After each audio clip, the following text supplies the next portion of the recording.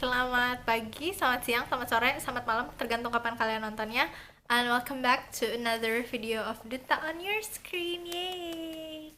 So, buat yang belum kenal aku, kenalin, nama aku Salsabila Dwi Nada Sulistian. Aku biasa dipanggil Nada dari MRL Angkatan 2018. Usia aku 19 tahun dan sekarang aku sedang diamanahi jabatan sebagai Duta Putri MRL 2020. So, hari ini kita bakal ngobrol santai aja. Kayak yang udah bisa kalian lihat di judul juga, kita akan insecure bareng, yes. Tapi bukan cuman ngobrolin insecure-nya aja, kita juga sama-sama, kita akan sama-sama berbagi juga how to deal with insecurity. Kayak gitu ya, kurang lebih. Aku juga kemarin udah open question gitu di Instagram pribadi aku ngomong-ngomong. Jadi kita akan coba jawabin beberapa pertanyaan yang mungkin relate sama apa yang kita bahas hari ini ya. Oke, aku akan mulai dengan kasih tahu kalian apa itu insecure atau insecurity. Kalau kata Google nih, aku sambil baca ya. Secara harfiah, insecure itu artinya ketika kamu merasa tidak aman dan bisa terjadi ketika kamu merasa kekurangan, malu, bersalah, bahkan sampai rasa tidak mampu untuk melakukan sesuatu. Nah, dampak dari insecurity inilah yang nantinya tuh bikin kita ngerasa minder atau nggak percaya diri. Terus bedanya sama anxiety apa? Kalau anxiety itu dia lebih ke gangguan kecemasan. Nah, anxiety punya 3 jenis dan salah satunya adalah disebutnya itu gangguan kecemasan sosial atau fobia sosial, di mana penderitanya takut untuk bersosialisasi dengan orang lain karena dia merasa apapun yang dia lakukan akan mempermalukan dirinya sendiri. Nah, menurut salah satu platform konsultasi dokter yang warna biru, fobia sosial itu bisa dikaitkan dengan gejala dari insecure. Tapi insecure tidak sama dengan anxiety. Jadi kalau misalnya kalian ngerasa anxiety, mungkin itu adalah semacam apa ya, efek samping kali ya, efek samping dari insecure yang kalian rasakan. Tapi kalau misalnya kalian merasa insecure, belum tentu kalian juga akan mengalami yang namanya anxiety. Segitu, sampai situ paham ya? Paham dong, kan pasti pintar-pintar. Nah, terus sekarang aku mau maju nih ceritanya. Aku akan mulai berbagi cerita sama kalian tentang insecure-nya aku, pengalaman insecure-nya aku. Jadi awal mulanya itu 2019 itu aku ikut seleksi duta, tapi gak masuk grade final, gak masuk top 6 karena bisa dibilang gak niat ikut seleksi. Jadi lebih ke kayak aku ngabisin penasaran waktu itu. Jujur, aku bukan anak yang seneng ikut lomba, ikut kompetisi. Aku lebih seneng ikut organisasi karena menurut aku di organisasi itu kita belajarnya sama-sama, kita jalannya bareng-bareng untuk membentuk satu organisasi yang kuat gitu. Dan menurut aku satu organisasi kuat itu dibentuk dari tiap-tiap individu yang ada dalam organisasi itu, dimana tiap individu itu punya kehebatan mereka masing-masing gitu, dan mereka bekerja sama untuk membuat satu organisasi yang kuat. Sedangkan kalau di kompetisi atau di lomba itu kan pasti ada yang jadi juara satu nih, dan ketika orang-orang yang bukan jadi juara satu ini, mereka bisa aja ngerasa ngedown, merasa merasa apa yang sudah mereka lakukan tuh sia-sia misalnya kayak gitu.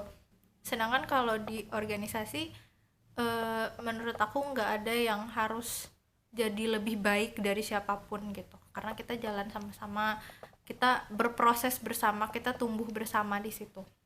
Meskipun memang kompetisi atau lomba juga baik gitu loh, dia bisa mengukur sampai di mana sih kemampuannya kita gitu kan. Cuman ya aku pribadi memang lebih prefer ke organisasi daripada ke kompetisi gitu. Nah, terus majulah ke 2020 nih. Terus teman-teman aku ada yang kayak, ayo Nad ikut lagi duta gitu, buka lagi seleksi nih kan gitu kan. Terus aku sempet kayak, enggak deh, nggak akan ikutan deh gitu. Kayak pas di situ tuh aku kayak berpikir, udahlah, kesempatan untuk aku tuh akan ada lagi meskipun aku nggak ikutan duta gitu loh. Tapi teman-teman aku tuh kayak, ya mungkin aja kesempatan itu terbuka kalau lo ikutan duta, ayo ikutan lagi pada kayak gitu-gitu. Terus setelah jadi pelin-pelan, jadi labil dan menyebalkan, akhirnya aku memutuskan untuk oke, ayo ikut lagi gitu. Dan di situ juga aku ubah mindset, eh, aku harus melakukan apa yang tidak aku lakukan di 2019, dan apa yang aku lakukan di 2020 ini harus lebih baik daripada apa yang aku lakukan di 2019 gitu. Jadi mindset aku pada saat itu, kalaupun misalnya di 2020 ini aku tidak lolos lagi, setidaknya aku sudah melakukan yang jauh lebih baik lagi. Nah, terus waktu 2020 itu aku lihat kompetitor-kompetitor aku kan, ada yang IP-nya 3,9 lah, ada yang eh dia tuh kalau secara fisik ya, dia tinggi terus ramping. Terus menurut aku dia tuh cantik gitu loh. Terus ada juga yang IPK-nya memang IP-nya memang tidak 3,9, tapi dia juara Olimpiade Science misalnya kayak gitu. Terus juga ada yang public speakingnya tuh lancar banget deh, pokoknya kalau dia ngomong orang lain udah pasti mantengin gitu, karena ngobrolnya enak gitu, terus bercandanya masuk kayak gitu-gitu kan. Terus ada juga yang eh tegas gitu pembawaannya, ada juga yang udah, yang perempuan ada yang udah anggun banget, ada yang udah lembut banget. Terus aku kayak ngerasa, tunggu, wait, aku di sini ngapain gitu loh, kayaknya aku lebih baik duduk diam saja deh gitu. Terus pada saat itu yang paling bikin apa ya, ngerasa kurang lagi tuh karena duta itu dituntut untuk punya 4B atau brain, beauty, brave, and behavior. Dan di situ tuh aku ngerasa kayak, aduh aku nggak cantik, aku nggak pinter, aku nggak ini, aku nggak itu, dan lain sebagainya gitu kan.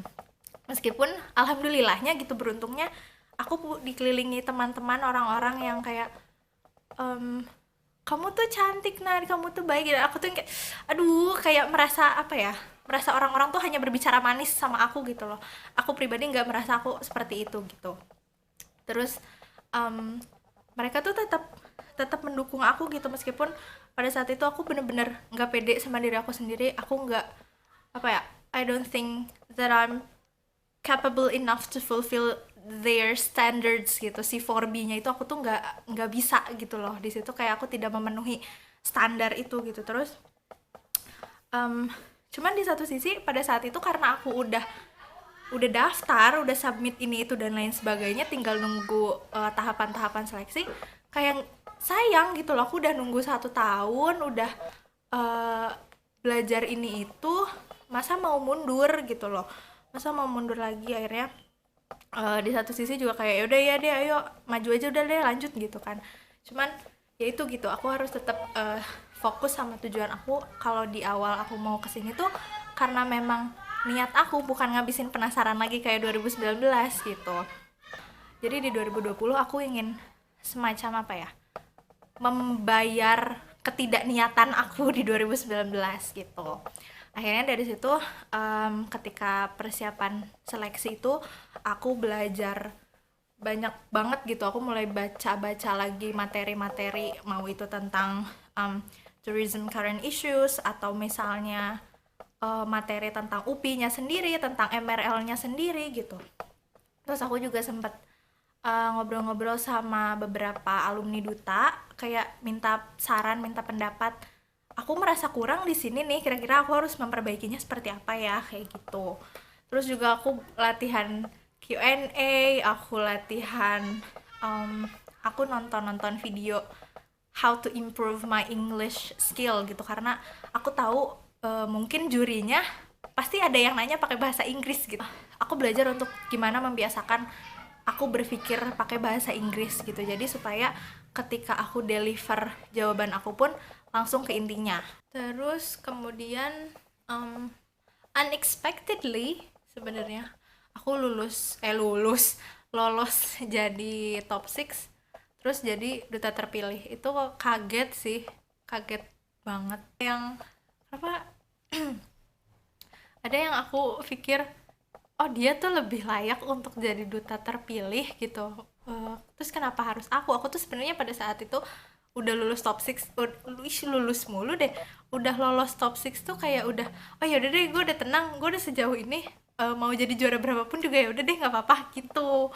Jadi nggak apa ya, aku dari awal tuh nggak wah gue menang nih pasti nih gitu, karena apa ya, ada pengalaman 2019 aku pernah ikut gitu. Nggak ada pemikiran kayak gitu sama sekali, bener-bener aku menempatkan diri sebagai orang yang nggak tahu apa-apa gitu loh, kayak ya udah deh gitu, kalau misalnya nggak masuk juga nggak apa-apa deh, yang penting gue udah berusaha gini gini gini gitu kan. Ternyata lolos top 6 terus jadi duta terpilih, bener-bener kayak yang, karena emang dari awal tuh aku nggak pernah nyangka aku bisa ada di sini gitu. Abis jadi duta nih, abis jadi duta ternyata insecure-nya tidak berhenti sampai di situ gitu loh. Sempat merasa kayak insecure lagi waktu itu kita ada grup duta dan duta menjabat dan alumni duta, kita satu grup di situ. Terus buat yang tahu aja nih ya, tahu kan ya alumni duta pada cantik-cantik, pada ganteng-ganteng, pada keren-keren. Terus aku kayak, aku ngapain lo di sini gitu loh. Tapi justru itu jadi apa ya, itu jadi bentuk refleksi aku gitu, kayak wow, gila gue udah belajar sebanyak itu ya, gila gue udah berubah sebesar itu ya sampai bisa ada di sini sekarang. Aku merasa aku benar-benar belajar banyak, aku berubah sangat besar gitu loh, dari seleksi duta 2019 ke 2020 aja benar-benar aku melewati banyak sekali fase gitu, aku melewati banyak sekali tahap. Oh ya, kita akan mulai masuk ke topik utama. Gimana sih cara aku dealing dengan insecurity aku, menerima insecurity aku. Yang aku lakukan pada saat itu, aku belajar memahami kalau setiap orang tuh punya kelebihan dan kekurangannya masing-masing. Entah apapun itu gelarnya, mau berapapun usianya, mau berapa banyak achievementnya gitu. Setiap orang tuh punya kelebihan dan kekurangannya masing-masing, dan aku sendiri pun aku punya kelebihan aku punya kekurangan aku gitu. Sehingga aku belajar untuk menerima kekurangan aku gitu, dan belajar untuk memperbaikinya. Terus temanku bilang kayak, udah lah Nat, jangan fokus sama orang lain, tapi fokus sama diri kamu sendiri. Kamu harus fokus sama apa yang kamu rasa nggak bisa, kamu kembangin itu, ya udah gitu loh. Kamu nggak perlu liatin orang lain gitu. Mungkin aja kayak apa ya, stop untuk ngebanding-bandingin diri kamu sama orang lain gitu, karena mungkin ketika kamu lagi sibuk ngebanding-bandingin diri kamu sama orang lain, si orang itu tuh dia lagi belajar bahasa Prancis misalnya, karena dia mau, udah ada planning S2 mau ke Paris misalnya, kayak gitu. Dia udah punya planning, dia udah punya target segala macam, dan kamu masih nge-stuck di situ aja ngebanding-bandingin diri kamu sama dia gitu loh. Kan sayang ya, waktunya terbuang percuma gitu. Terus waktu itu juga aku sampai bikin kayak analisis SWOT ya. Aku buat aku mulai merunut kira-kira nih aku strength-nya itu apa aja, aku kekurangannya apa aja, terus aku bisa dapat opportunity dari mana aja gitu. Aku jadi belajar, misalnya kayak ada yang tadi aku bilang, misalnya oh si itu IP-nya 3,9 misalnya, oh yang itu public speakingnya bagus gitu, aku apa ya, aku bisa apa ya gitu. Terus ternyata setelah dirunut dari misalnya kesaksian teman-teman aku, misalnya dari aku juga menganalisis diri aku sendiri, misalnya oh ternyata aku ini gampang ya untuk making friends gitu loh, untuk berteman dengan orang baru aku gampang ya. Ternyata aku punya social capability yang bagus misalnya, yang kompetitor aku yang lain nggak punya misalnya gitu. Atau banyakin ngobrol sama teman-teman kalian. Aku tuh sering coba untuk nanya kayak, menurut kamu baiknya aku tuh di mana, kurangnya aku di mana gitu. Kalau misalnya, jadi apa ya, dan kamunya juga harus kayak, ketika teman kamu misalnya bilang kamu tuh cerewet Nad misalnya kayak gitu, atau kamu tuh terlalu banyak omong apa gimana, kamu gerasak gerusuk nggak mau diam misalnya gitu, berarti itu jangan kamu jadi kalau gitu sih ngomongnya, jangan kayak gitu, kan kita yang minta gitu loh untuk dia memberikan kritik dan saran gitu ke kita kan. Dari itulah yang jadi dasar kita untuk introspeksi diri, untuk improve diri kita lagi gitu. Oh, aku terlalu berisik ya, oke, mungkin aku akan kurangi intensitas aku bicara, atau misalnya minimal gini, sebelum bicara kamu pikir dulu yang mau kamu omongin tuh akan menyakiti hati orang kah, akan bermanfaat kah atau tidak, kayak gitu. Aku tahu sebenarnya kalau keluarga dan teman dekat, maksudnya itu kan orang-orang terdekat kita ya, mereka itu seharusnya jadi apa ya, bisa dibilang kayak garda terdepan dalam mendukung kamu gitu. Tapi kadang ada juga yang karena merasa mereka keluarga, mereka teman dekat, jadi kadang ketika mengkritik kita itu kayak apa ya, batasannya tuh hilang gitu. Mereka jadi bisa seenaknya untuk ngomong aja, padahal mereka nggak tahu kalau kita tuh sakit hati dengan omongan mereka gitu. Mungkin aku nggak bisa apa ya, ini yang aku lakukan, jadi mungkin aku nggak bisa memberikan solusi yang lain gitu loh. Aku juga bingung sih sebenarnya kalau misalnya ada orang-orang terdekat yang making fun of your insecurities, atau misalnya meremehkan kamu dalam hal apapun itu ya. Yang aku lakukan, aku mencoba untuk berbicara gitu loh. Kamu juga nggak bisa diem aja dan berharap orang lain ngerti gitu. Kamu harus bisa ngomong gitu. You gotta make them hear you, you gotta make them understand you gitu loh. Kan kayak awalnya harus berantem dulu lah, harus debat dulu misalnya kayak gitu. Ya udah gitu loh, itu part of the process gitu loh. Kalian harus melewati itu dulu gitu, ataupun misalnya akan tercipta komunikasi gitu, kamu merasa lebih dihargai dan dia pun bisa lebih apa ya, memfilter lagi bercandaannya dia misalnya kayak gitu. Belajar untuk melihat sisi baik dari semua hal gitu, jangan cuma misalnya oh mungkin gak apa-apa nih dengan kita nggak menang, aku nggak menang hari ini misalnya, mungkin di luar sana, mungkin di depan sana Tuhan tuh udah menyiapkan sesuatu yang jauh lebih besar lagi dari apa yang kita pengenin saat ini gitu. Gak, yang pasti jangan pernah berhenti untuk jadi the best version of yourself, karena menurut aku semua insecurity itu bisa dikalahkan kalau kamunya sendiri percaya sama diri kamu. Kamu punya setelah kamu belajar tadi itu, kamu jadi merasa lebih percaya diri, kamu merasa kamu punya kapabilitas yang sama dengan orang-orang di sekitar kamu. Itu yang akan bikin kamu kuat gitu loh. Jadi ketika kamu ngerasa ketika kamu ketemu orang yang lebih dari kamu nih, kamu bisa ngeliat, oh aku kurangnya seperti ini, dan itu nggak akan bikin kamu ngedown lagi. Kamu akan belajar dari situ dan jadi versi terbaik dari diri kamu. Kayak gitu teman. So thank you banget buat yang udah nemenin aku sampai sini.